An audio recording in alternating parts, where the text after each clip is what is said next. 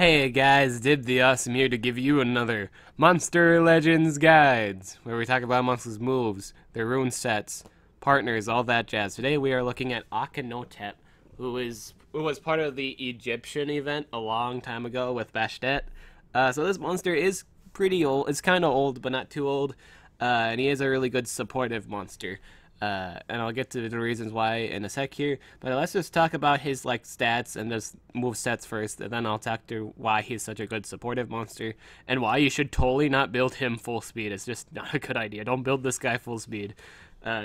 He's got the same speed as Varna. Don't you dare put full speed runes on this thing.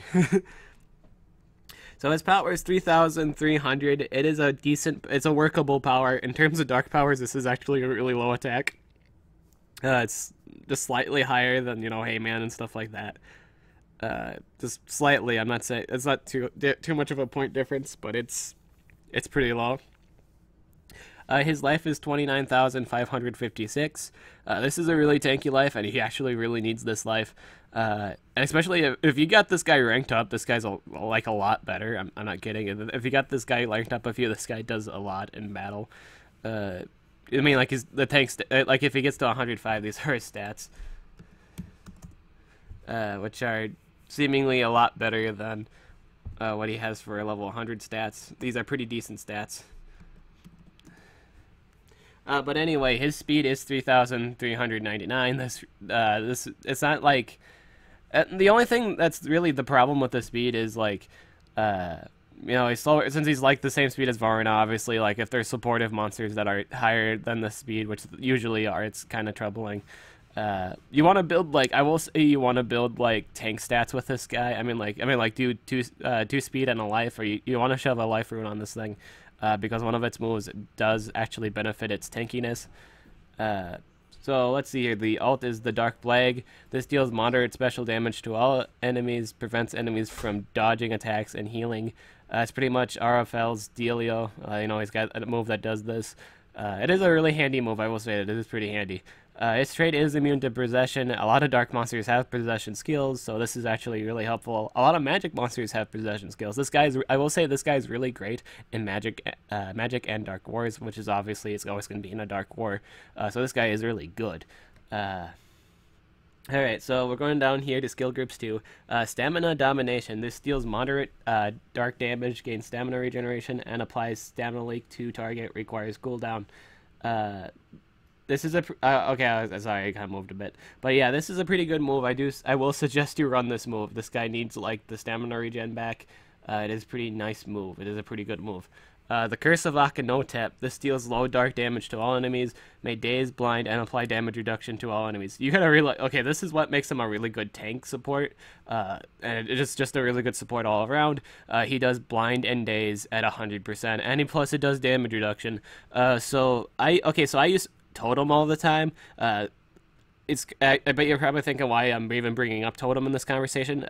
So I will explain that. All right, so as you know, this daze and damage reduction. I know that's not the same stat, but that's you basically lose 50%. I know it's not the same thing, but I totally know it's not the same thing.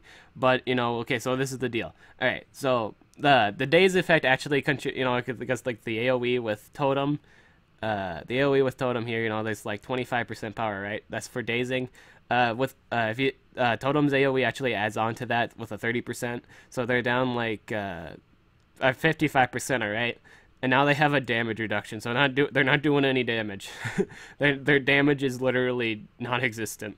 It's not there. It's just too much damage has been taken away. A lot of their power has gone. I mean, 55% of their power is gone.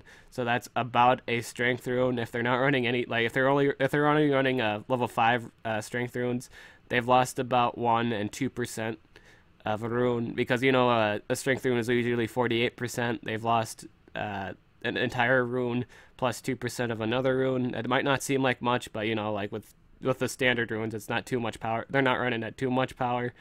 Plus the damage reduction doesn't help them at all. They're not doing any damage, trust me.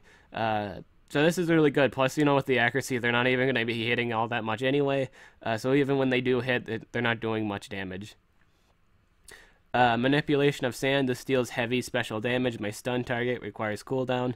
This is a 4-turn cooldown. This is pretty much like Varmina's move. This is an alright move. I don't like the 4-turn cooldown, but it's an alright move. It's a stun. You can equip it. I will say it's an option. You don't have to equip it. You can equip it. You don't have to. It is a really good deny. It's just a deny. It's like single. It's like Varmina's deal. I just wish it wasn't on a 4-turn cooldown. I would be okay if the damage was decreased and the cooldown was decreased too. That would even out the stuff like that. But a 4-turn stun is not all that great. Trust me, guys, it's not all that great. Granted, some situations you only need to stun one monster once and then kill it. But more often, it's just not a good move. It's not a healthy rotation move. 4-turn cooldowns are never healthy moves. So Evil Rising. This deals heavy dark damage. May give nightmares to target. This isn't a good move. Don't equip this move. The power of ancient dark. The power of ancient dark sand. This deals moderate dark damage to all enemies. Requires a cooldown of 3 turns.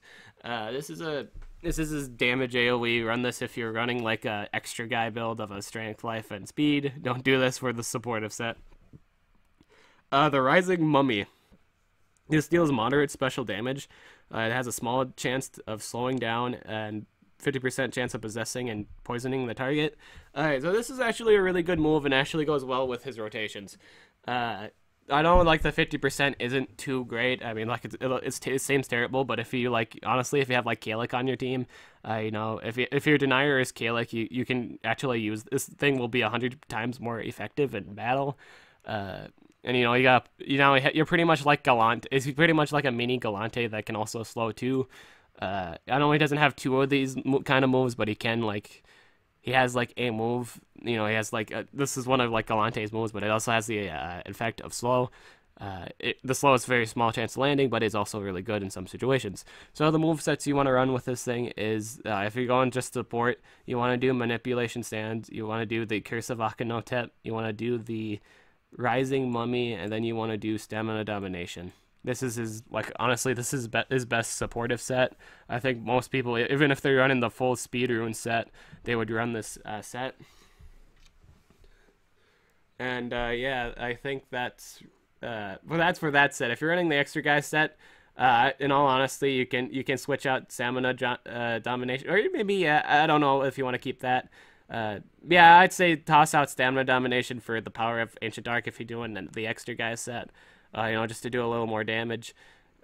Or you can, yeah, I'd say that. I think that's your best option in terms of that. But partners, you want Kalik, you want things that give precision. You want high damage dealers. I will say things that actually are like other supportive monsters like Totem, and I will say like AoE regen, like things that give regen are really good monsters to pair up with this guy. Plymouth would work wonders with this thing. If you have Plymouth paired up with this thing and Timor, and I guarantee you the damage is not there. They won't do anything. Especially like if you poison all of them and then you have like the AoE up, they aren't gonna do anything. Trust me, they won't do anything. Their damage is not gonna be there. Just take my word for it. Their damage is not there anymore. You've literally ripped them of their damage. And that's all I really need to say about Akenotep. This guy's a really good supportive monster. If you have him, congrats. This guy is pretty good. He can be, I will say he can be like denied. He can be frozen and stuff like that, which isn't too good. That's why you don't really want to run him as a full-on supporter.